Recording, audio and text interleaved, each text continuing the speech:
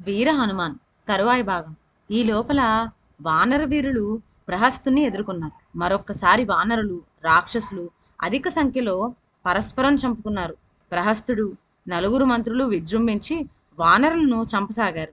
అది చూసి ద్విదుడు అనే వానర వీరుడు పెద్ద కొండరాయి విసిరి నరాంతకుణ్ణి చంపాడు. అలాగే దూర్ముఖుడు అనే వానర వీరుడు సమున్నతుని, జాంబవంతుడు మహానాదుణ్ణి, తారుడు కుంభహనుణ్ణి చంపారు. ప్రహస్తుడి మంత్రులు నలుగురు చచ్చారు. ఈ సంగతి కల్లారా చూసిన ప్రహస్తుడు అమితమైన క్రోధంతో వానర సేనను భయంకరంగా చెండాడసాగాడు. అప్పుడు ప్రహస్తుణ్ణి నిలుడు ఎదిరించాడు. ప్రహస్తుడు బాణాలతోనూ నిలుడు చెట్లతోనూ యుద్ధం చేశారు. బాణాలు తన శరీరాన్ని ఎంత దారుణంగా హింసిస్తున్నా లెక్క చేయక నిలుడు ప్రహస్తుడి రథపు గుర్రాలను చంపి ప్రహస్తుడి ధనస్సు పట్టుకొని విరిచివేశాడు. చివరకు ప్రహస్తుడు నిలుడు మల్ల యుద్ధానికి దిగారు. ఆ యుద్ధంలో నిలుడు ప్రహస్తుడి తలను శిలతో పగలగొట్టాడు. రాక్షసులు ఏడుస్తూ లంకకు పోయారు. వాళ్ళు వెళ్ళి రావణునితో ప్రహస్తుడు చచ్చినట్లు చెప్పేసరికి రావణునికి కోపం వచ్చింది. అతను తానే స్వయంగా యుద్ధానికి పోవటానికి నిశ్చయించుకున్నాడు. అతను ఉత్తమ అశ్వాలు పూనించిన తన రథం ఎక్కి బయలుదేరాడు. అతను నగరం దాటి వచ్చేసరికి రాళ్ళు చెట్లు చేతపట్టిన వానరుల సైన కనిపించింది. రావణుడు యుద్ధానికి వస్తుండటం చూసి రాముడు విభీషణుడితో, ఆ మహాసేనలో రకరకాల ధ్వజాలతో వచ్చేవారు ఎవరు అన్నాడు. విభీషణుడు రాముడికి ఒక్కొక్కరిని విడివిడిగా చెప్పాడు. వారిలో రావణుడి కొడుకు అంకపనుడు అనేవాడు ఒకడున్నాడు. ఇంద్రజిత్తు ఉన్నాడు. అతికాయుడు, మహేధరుడు అనేవాళ్ళున్నారు. ఇంకా రావణుడి వెంట పిశాచుడు, త్రిశురుడు, కుంభుడు, నికుంభుడు మొదలైన వాళ్ళు ఉన్నారు. రాముడు రావణుడి తేజస్సు చూసి ఆశ్చర్యపోయాడు. అలాంటి తేజస్సు దేవదానవుల్లో కూడా ఎవరికీ ఉండదనిపించింది. అయినా ఈ రావణుడు ఇప్పుడు తన ఎదుట పడినందుకు రాముడు సంతోషించాడు. సీతను ఎత్తుకుపోయినందుకు ఇప్పుడు పగ తీర్చుకోవచ్చు. అందుకని రాముడు లక్ష్మణుడితో సహా యుద్ధం చేయడానికి సిద్ధంగా నిలబడ్డాడు.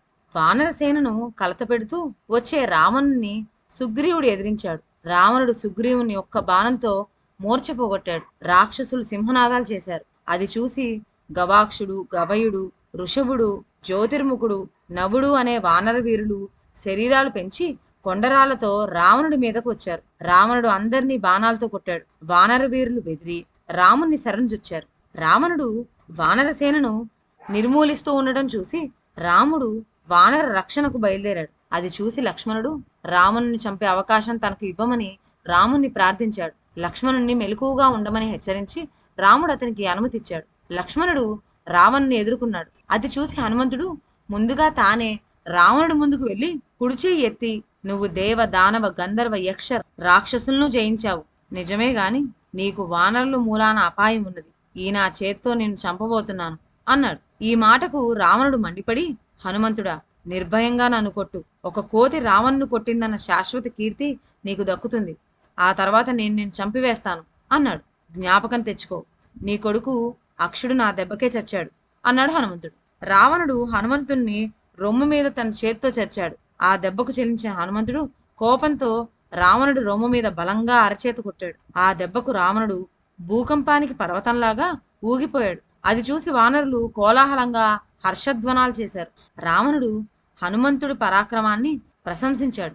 కాని హనుమంతుడు, రావణ, నా పరాక్రమం కాల్సిన నా దెబ్బతిని కూడా నువ్వింకా బతికే ఉన్నావే. ఇంకోసారి నువ్వు నన్ను కొట్టి ఆ తర్వాత నేను నిన్ను పిడికిడ పోటుతో యమలోకానికే పంపేస్తాను అన్నాడు. కోపం వచ్చి రావణుడు తన పిడికిలతో హనుమంతుడు రొమ్ములో పొడిచాడు. హనుమంతుడు ఆ దెబ్బకు దిమ్మెరపోయాడు. హనుమంతుడు తెప్పరిల్లి తనను మళ్లీ పొడిచేలోగా రావణుడు నిలుడు పైకి యుద్ధానికి వెళ్ళాడు. వానర సేన నాయకుడైన నిలుడు రావణుడి బాణాల తాకిడికి బాగా నొచ్చి రావణుడి పైన ఒక కొండ శిఖరం విసిరాడు. ఈ లోపల తెప్పరిల్లిన హనుమంతుడు రావణుడి వద్దకు వచ్చి, ఇంకోటితో యుద్ధం చేస్తున్నావు గనక బతికిపోయావు అన్నాడు. రావణుడు తన మీదకు వచ్చే కొండ శిఖరాన్ని బాణాలతో ముక్కలు ముక్కలు చేసేశాడు. తరువాత అతను నిలుణ్ణి అగ్నేయాస్త్రంతో మూర్ఛపోగొట్టి లక్ష్మణుడి మీదకు వెళ్ళాడు. రాక్షసరాజా, ఈ వానరులతో ఎందుకు యుద్ధం చేస్తున్నావు? నాతో చెయ్యి అన్నాడు లక్ష్మణుడు. లక్ష్మణ, నీకు ఆయువు మూడి నా ఎదుట పడ్డావు. ఇప్పుడే నిన్ను యమపురికి పంపుతాను అన్నాడు రావణుడు. పాపాత్ముడా, ఆత్మస్తుతి చేసుకో. నీ శక్తి, బలము, పరాక్రమము నాకు బాగా తెలుసు. నేను యుద్ధానికి సిద్ధంగానే ఉన్నాను అన్నాడు లక్ష్మణుడు. రావణుడు ఆగ్రహించి లక్ష్మణుడి పైన బాణాలు వేశాడు. లక్ష్మణుడు వాటిని దారిలోనే ఖండించాడు. ఇద్దరు ఒకరినొకరు బాణాలతో కొట్టుకున్నారు. మధ్యలో లక్ష్మణుడు మూర్ఛపోయాడు. అది చూసి రావణుడు ముందుకు వచ్చి లక్ష్మణుని పట్టుకొని ఎత్తబోయాడు. అంతలో హనుమంతుడు వచ్చి రావణుడి రొమ్ములో తన పిడికిలతో బలంగా కొట్టాడు. ఆ దెబ్బకు రావణుడు బోర్లా పడిపోయి నోట కళ్ళ చెవుల రక్తం కక్కాడు. అది చూసి హనుమంతుడు మూర్ఛలో ఉన్న లక్ష్మణుని తన చేతిలో ఎత్తుకొని రాముడి వద్దకు తీసుకుపోయాడు. కొద్దిసేపటికి లక్ష్మణుడికి రావణుడికి కూడా స్పృహ తెలిసింది. రావణుడు మళ్ళా యుద్ధానికి సిద్ధపడ్డాడు.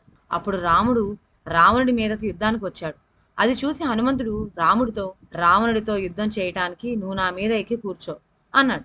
రాముడు అలాగే చేశాడు. అతను హనుమంతుడి భుజం మీద ఎక్కి రథం మీద ఉన్న రావణుడితో యుద్ధానికి వెళ్ళాడు. రావణుడు తీవ్రమైన బాణాలను రాముడికి వాహనమైన హనుమంతుడిపై ప్రయోగించాడు. ఆ బాణాల మూలంగా హనుమంతుడికి తేజస్సు మరింత హెచ్చింది. అయితే రాముడికి చాలా రోషం వచ్చింది. అతను రావణుడి రథచక్రాలను, గుర్రాలను, ధ్వజాన్ని, గొడుగును, సారథిని, ఆయుధాలను తన బాణాలతో కొట్టి రావణుడి రొమ్ములో నాటుకునేటట్టు బాణం వేశాడు. ఆ దెబ్బకు తట్టుకోలేక రావణుడు చేతిలో ధనస్సును జారవిడిచి మూర్ఛపోయాడు. రాముడు ఒక అర్ధచంద్రాకారం గల బాణంతో రావణుడి కిరీటం ఖండించి రావణుడితో చాలా మంది వీరులను అలిసిపోయి ఉన్నావు. ఇప్పుడు నేను చంపను. నువ్వు వెళ్ళి విశ్రాంతి తీసుకొని మళ్ళీ యుద్ధ సన్నాధుడివై రావటానికి అనుమతిస్తున్నాను. వెళ్ళు అన్నాడు. ఈ మాటలు అనిపించుకున్నందుకు సిగ్గుపడుతూ రావణుడు చేసేది లేక లంకలోకి వెళ్ళిపోయాడు. తర్వాత రామలక్ష్మణులు యుద్ధంలో గాయపడిన వానరులకు సేవలు చేశారు. లంకకు తిరిగిపోయిన రావణుడు రాముడు బాణాలు తలుచుకొని భయపడి తన అనుచరులతో ఇంద్రుడికి తీసిపోని నేను మనిషి చేతిలో ఓడాను. నేను చేసిన గొప్ప తపస్సంతా బూడిదలో పోసిన పన్నీరే అయింది కదా. నాకు మనిషి వల్ల భయం ఉంటుందని పూర్వం బ్రహ్మ చెప్పిన మాట ఇప్పుడు నిజమైంది. మనిషి వల్ల చావు రాకుండా నేను బ్రహ్మను వరం కోరలేదు. రాక్షసులారా, ఈ కారణం వల్ల మీరు మరింత శ్రద్ధగా శత్రు సంహారం చేయాలి. నగరాన్ని మరింత బాగా కాపాడాలి. మీలో కొందరు పోయి కుంభకర్ణుని నిద్రలేపండి అన్నాడు. కుంభకర్ణుడు యుద్ధం ప్రారంభం కావడానికి 9 రోజుల ముందుగా నిద్రపోయాడు. అతను నిద్రలేచి యుద్ధానికి వెళ్ళి రామలక్ష్మణులను చంపేస్తాడని రావణుడికి నమ్మకం. ఎందుకంటే కుంభకర్ణుడికి ఎవ్వరూ శాపాలు ఇవ్వలేదు. రావణుడు ఆజ్ఞ పొంది రాక్షసులు గంధము, పూలమాలలు, ఆహార పదార్థాలు తీసుకొని కుంభకర్ణుని ఇంటికి వెళ్ళారు. ఆ ఇల్లు చాలా పెద్దది. రాక్షసులు లోపలికి వెళ్ళడం చాలా కష్టమైంది. ఎందుకంటే కుంభకర్ణుడు ఊపిరి విడిచినప్పుడల్లా ఆ గాలి రాక్షసులను వెనక్కి తోసేసింది. అడ్డంగా పడిపోయిన పర్వతంలాగా కుంభకర్ణుడు పడుకొని గాఢమైన నిద్రలో ఉన్నాడు. అతన్ని లేపటం అసాధ్యం. అలాంటి అసాధ్యమైన పనికి రాక్షసులు పూనుకొని మొట్టమొదట అతని ముందు మాంసం రాశిగా పోశారు. మద్యపు బాణలుంచారు. అతని శరీరం అంతా చందనం పూశారు. అతని శరీరాన్ని పూలమాలతో కప్పారు. తర్వాత వాళ్ళు శంఖాలు ఊదారు, దొమ్మిగా అరిచారు, కుంభకర్ణుని కొట్టారు, అటూ ఇటూ కదిలించారు, బేరీలు మోగించారు. కుంభకర్ణుడు లేవలేదు. రాక్షసులు గదలు, రొక్కలు, గుదియలు తీసుకొని కుంభకర్ణుని చచ్చేటట్టు కొట్టారు. అందువల్ల కూడా ప్రయోజనం లేకపోయింది. రాక్షసులు కుంభకర్ణుని మీదకు గుర్రాలను, ఒంటెలను, గాడిదలను, ఏనుగులను తోలారు. చిట్ట చివరకు ఎలాగైతేనే కుంభకర్ణుడు మేలుకున్నాడు. లేస్తూనే అతనికి ఆకలి వేసింది. అతను తన ఎదుట ఉన్న ఆహారపు రాసులను తిని బాణల కొద్ది మద్యం తాగి రాక్షసులను కలయజూసి, మీరు నన్నెందుకు లేపారు? రావణుడికి క్షేమమే కదా, ఇతర భయాలేమీ లేవు కదా అని అడిగాడు. కానీ ఏదో ముంచుకు రావడం చేతనే రాక్షసులు తనను నిద్రలేపారని కుంభకర్ణుడు గ్రహించాడు. రావణుడి మంత్రి యుపాక్షుడు కుంభకర్ణుడి ప్రశ్నకు ఇలా సమాధానం చెప్పాడు. కుంభకర్ణుడా, మనకు పూర్వం ఏ దేవతల వల్ల, దైత్యుల వల్ల, దానవుల వల్ల కలగని భయం ఇప్పుడు మానవుల వల్ల కలుగుతున్నది. కొండలంతేసి వానరులు లంకను ముట్టడించారు. సీతని ఎత్తుకొచ్చినందుకు కలిగి రాముడు పెద్ద భయం కలిగిస్తున్నాడు. ముందు ఒక వానరుడు లంకంతా కాల్చి అక్షకుమారుని సేనతో సహా చంపేశాడు.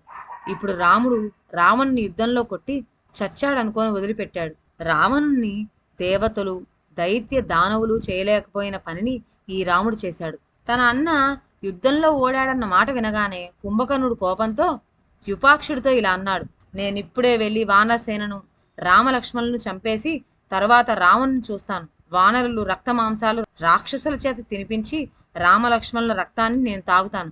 కోపంతో ఒళ్ళు తెలియకుండా గర్వం కొద్దీ కుంభకర్ణుడు ఆడిన ఆ మాటలు విని మహేంద్రుడు చేతులు జోడించి కుంభకర్ణుడితో, నువ్వు ముందు రావణుడి వద్దకు వచ్చి ఆయన చెప్పినది విని మంచి చెడులు ఆలోచించి తర్వాత శత్రువులను జయించు అన్నాడు. ఇదండి ఇవాళ కథ. తర్వాత ఏం జరిగిందో వచ్చే వీడియోలో విందాం. అంతవరకు సెలవు. నా ఛానల్లోని కథలు మీకు నచ్చినట్లయితే నా ఛానల్ను లైక్ చేసి షేర్ చేయండి. సబ్స్క్రైబ్ చేయడం మర్చిపోవద్దు. కొత్త కథల నోటిఫికేషన్ కోసం బెల్ ఐకాన్ ప్రెస్ చేయండి. Thank you.